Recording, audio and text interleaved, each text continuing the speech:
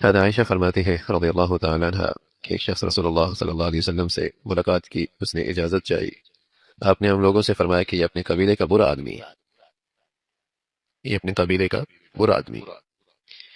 یا فرمایا کہ یہ شخص اپنے قبیلے کا برا آدمی ہے، پھر آپ نے فرمایا اس کو آنے کی اجازت دے۔ پھر وہ آ گیا، آپ نے اس کے ساتھ گفتگو بہت نرمی سے فرمائی۔ جب وہ چلا گیا تو عائشہ فرماتی ہیں رضی اللہ تعالیٰ عنہ، آپ سے عرض کیا کہ یا رسول اللہ، آپ تو اس شخص سے بڑی نرمی کے ساتھ آپ نے بات کی، اور پہلے آپ نے اس کے بارے میں وہ بات فرمائی تھی کہ وہ اپنے قبیلے کا برا آدمی ہے۔ آپ نے تو اس سے بہت نرمی سے بات کی ہے، اور آپ نے اس کے آنے سے پہلے ارشاد فرمایا کہ یہ آدمی اچھا نہیں ہے۔ پیارے رسول صلی اللہ علیہ وسلم نے ارشاد فرمایا کہ اللہ کے نزدیک درجے کے لحاظ سے وہ بدترین آدمی قیامت کے دن وہ ہوگا جس کی بد زبانی اور سخت کلامی کے ڈر سے لوگ اس کو چھوڑ دیں، یعنی اس سے ملنے اور بات کرنے سے گریز کریں۔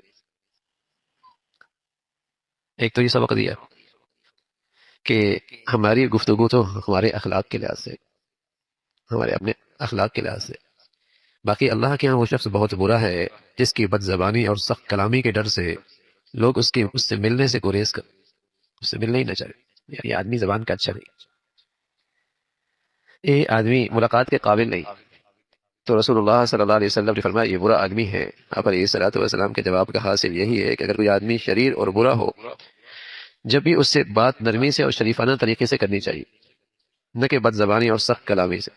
اس لیے کہ اس کا نتیجہ یہ ہوتا ہے کہ آدمی ایسے شخص سے ملنے اور بات کرنے سے گریز کرنے لگے۔ ٹھیک ہے وہ برا آدمی ہے، وہ اپنے قبیلے کا اچھا انسان نہیں ہے، لیکن ہم نے تو پھر بھی اپنے اخلاق پہ رہنا ہے، اپنے قدروں میں رہنا ہے۔ ہم نے تو بدتمیز آدمی کے ساتھ بدتمیزی نہیں کرنی، تو ہم نے تو اپنے اخلاق کا اور اپنی شخصیت کا خیال رکھنا ہے۔ اس لیے کہ اگر آدمی سخت کلامی سے بات کرے گا اور برے رویے سے بات کرے گا تو لوگ اس سے بات کرنے سے گریز کریں گے، اور جس شخص کا یہ حال ہو اللہ کے نزدیک بہت برا آدمی ہے، اور قیامت کے دن اس کا حال بہت برا ہوگا۔ تو آپ علیہ الصلوۃ والسلام نے ایک تو آنے سے پہلے اس کے متعلق اطلاع دے دی، اور غالباً یہ اطلاع اس لیے دی تھی کہ وہ اس کے سامنے محتاط ہو کر بات کرے۔ اب تک وہ آیا نہیں، اور آپ نے کیا فرمایا، یہ شخص اپنے قبیلے کا اچھا آدمی نہیں ہے، تاکہ محفل والے لوگ یہ بات سمجھ جائیں کہ اس کے سامنے جو بات کرنی ہے محتاط ہو کے بات، ہر بات اس کے سامنے نہیں آنی چاہیے، اور کوئی ایسی بات نہ کر بیٹھیں گے کسی شرعی آدمی اور برے آدمی کے سامنے جو نہیں کی جاتی، وہ اس کے سامنے نہ کریں۔ اس لیے پہلے سے اس کی خبر کر دی، یہ غیبت نہیں، تاکہ اس کے شر سے بچا جائے، اس کے فتنے سے بچا جائے۔ اس لیے آپ علیہ الصلوۃ والسلام نے اس کے آنے سے پہلے اہل محفل کو خبردار کیا۔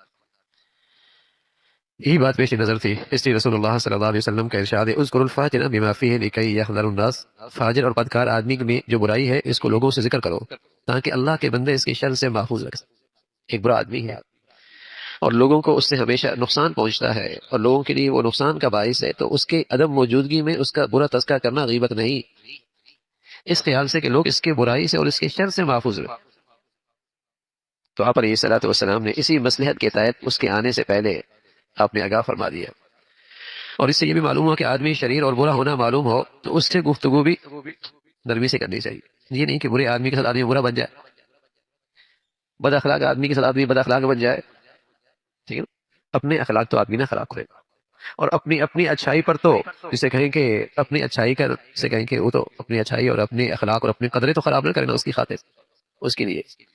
تو آپ علیہ الصلوۃ والسلام نے یہ بھی بتایا کہ ایک آدمی برا ہے تب بھی اس سے بات نرمی سے کرنی چاہیے۔ حضور علیہ الصلوۃ والسلام کے بارے میں آتا ہے کہ جب وہ شخص آیا تو آپ علیہ الصلوۃ والسلام کے چہرے پہ انبساط،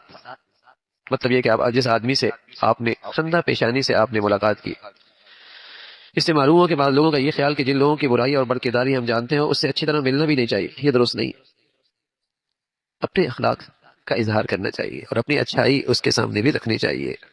ایسا نہیں کہ برے آدمی سے آدمی اچھے انداز سے نہ ملے۔ رسول اللہ